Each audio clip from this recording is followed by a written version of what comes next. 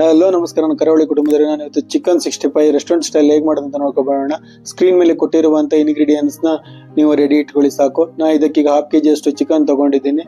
ಇದಕ್ಕೆ 1 table spoon ಆಗುವಷ್ಟು garam masala powder, ಧನಿಯಾ powder 1 table spoon ಹಾಕೊಂಡಿದ್ದೀನಿ, ಚಿಲ್ಲಿ ಪೌಡರ್ 1 ಟೇಬಲ್ ಸ್ಪೂನ್, ಹಾಗೆ 1/2 ಟೇಬಲ್ ಸ್ಪೂನ್ ಆಗುವಷ್ಟು ಟರ್ಮರಿಕ್ ಪೌಡರ್ ನ ಆಡ್ ಮಾಡಿದ್ದೀನಿ. ಇದಕ್ಕೆ 1/2 ಟೇಬಲ್ ಸ್ಪೂನ್ ಆಗುವಷ್ಟು ಜೀರಿಗೆ ಪೌಡರ್ ಸಹ ಹಾಕೊಂಡಿದ್ದೀನಿ. 1 ಟೇಬಲ್ ಸ್ಪೂನ್ ಆಗುವಷ್ಟು 65 ಮಸಾಲ ಸಹ ಆಡ್ ಮಾಡಿದ್ದೀನಿ. ಇವಾಗ 1/2 ಟೇಬಲ್ ಸ್ಪೂನ್ ಆಗುವಷ್ಟು ಪೆಪ್ಪರ್ ಪೌಡರ್ ಸಹ ಆಡ್ ಮಾಡ್ಕೊಳ್ಳಿ. ಇದಕ್ಕೆ ಏನ್ ಮಾಡಿದ್ದೀನಿ ಅಂದ್ರೆ 1 ಟೇಬಲ್ ಸ್ಪೂನ್ ಆಗುವಷ್ಟು ಕಾರ್ನ್ ಫ್ಲೋರ್ ಸಹ ಹಾಕೊಂಡಿದ್ದೀನಿ. 2 ಟೇಬಲ್ ಸ್ಪೂನ್ ಆಗುವಷ್ಟು ಮೈದಾನು ಸಹ ಆಡ್ ಮಾಡ್ಕೊಂಡಿದ್ದೀನಿ. ಇದಕ್ಕೆ ಜಿಂಜರ್ ಗಾರ್ಲಿಕ್ ಪೇಸ್ಟ್ ಸಹ ಆಡ್ ಮಾಡ್ಕೋಬೇಕಾಗತ್ತೆ. ನಾನು ಇವಾಗ ಏನ್ ಮಾಡಿ 2 ಟೇಬಲ್ ಸ್ಪೂನ್ ಆಗುವಷ್ಟು ಮೊಸರು ಸಹ ಆಡ್ ಮಾಡ್ಕೊಂತ ಇದ್ದೀನಿ. ಇದಕ್ಕೆ ಒಂದು ಹೋಲ್ ಎಗ್ ನ ಆಡ್ ಮಾಡಿದ್ದೀನಿ ಅರ್ಧ ಕೆಜಿ ಚಿಕನ್ಗೆ. ನೀವು ಇದಕ್ಕೆ ರುಚಿಗೆ ತಕ್ಕಷ್ಟು ಉಪ್ಪು ಸಹ ಹಾಕೊಂಡು ಚೆನ್ನಾಗಿ ಮಿಕ್ಸ್ ಮಾಡ್ಕೊಳ್ಳಿ. ಯಾಕಂದ್ರೆ ನಾವು ಇದನ್ನ ಮ್ಯಾರಿನೇಟ್ ಮಾಡಿಬಿಟ್ಟು ಒಂದು ಅರ್ಧ ಗಂಟೆ ಫ್ರಿಜ್ ಅಲ್ಲಿ ಇಡಬೇಕಾಗತ್ತೆ. ಅದರ ನಂತರ ಇದನ್ನ ಸೈಡ್ ಅಲ್ಲಿ ಇಟ್ಬಿಟ್ಟು ನಾವು 1 ಕಪ್ ಮೊಸರನ್ನ ತಗೊಂಡು ಸಿರಪ್ ಮಾಡೋಕ್ಕೋಸ್ಕರ ಇದಕ್ಕೆ 2 ಟೇಬಲ್ ಸ್ಪೂನ್ ಆಗುವಷ್ಟು ಟೊಮೆಟೊ ಸಾಸ್, 1 ಟೇಬಲ್ ಸ್ಪೂನ್ ಆಗುವಷ್ಟು ಚಿಲ್ಲಿ ಸಾಸ್ ಹಾಕೊಂತ ಇದ್ದೀನಿ. ಆಮೇಲೆ 1 ಟೇಬಲ್ ಸ್ಪೂನ್ ಆಗುವಷ್ಟು ಸೋಯಾ ಸಾಸ್ ಆಡ್ ಮಾಡ್ಕೊಂತ ಇದ್ದೀನಿ. ಆಮೇಲೆ ಒಂದು ಅರ್ಧ ಲಿಂಬನ್ನ ಹಿಂಡ್ಬಿಟ್ಟು ಇದನ್ನ ಚೆನ್ನಾಗಿ ಪೇಸ್ಟ್ ಮಾಡ್ಕೊಂತ ಇದ್ದೀನಿ. ನೀವು ಈ ಸಿರಪ್ ನ ಎಷ್ಟು ಚೆನ್ನಾಗಿ ಮಿಕ್ಸ್ ಮಾಡ್ತಿರೋ ಅಷ್ಟು ಒಳ್ಳೇದು, ಗಂಟು ಸಹ ಇರಬಾರ್ದು.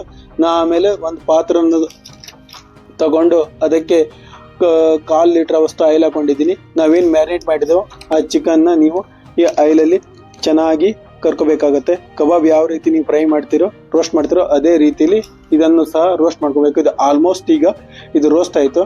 ನೀವು ಇದನ್ನ ಎತ್ಬಿಟ್ಟು ಒಂದು ಬೌಲಲ್ಲಿ ಟ್ರಾನ್ಸ್ಫರ್ ಮಾಡಿ ಇಟ್ಕೊಳ್ಳಿ.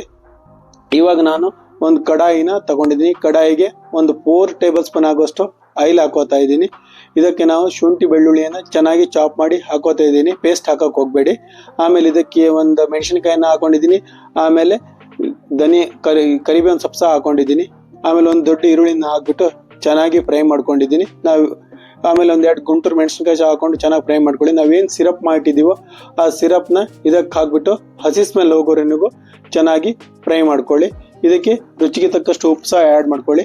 ಆಮೇಲೆ ನಾವೇನ್ ಫ್ರೈ ಮಾಡಿದೀವೋ ಆ ಚಿಕನ್ ಇದಕ್ಕೆ ಹಾಕ್ಬಿಟ್ಟು ಚೆನ್ನಾಗಿ ಫ್ರೈ ಮಾಡ್ಕೊಳ್ಳಿ. ಏನಕ್ಕಂದ್ರೆ ಆ ಸಿರಪ್ ಕರೆಕ್ಟ್ ಆಗಿ ಆ ಚಿಕನ್ಗೆ ಪೇಸ್ಟ್ ಆಗಬೇಕು. ಆವಾಗಲೇ ಚಿಕನ್ 65 ರುಚಿ ಬರಕ್ ಸಾಧ್ಯ.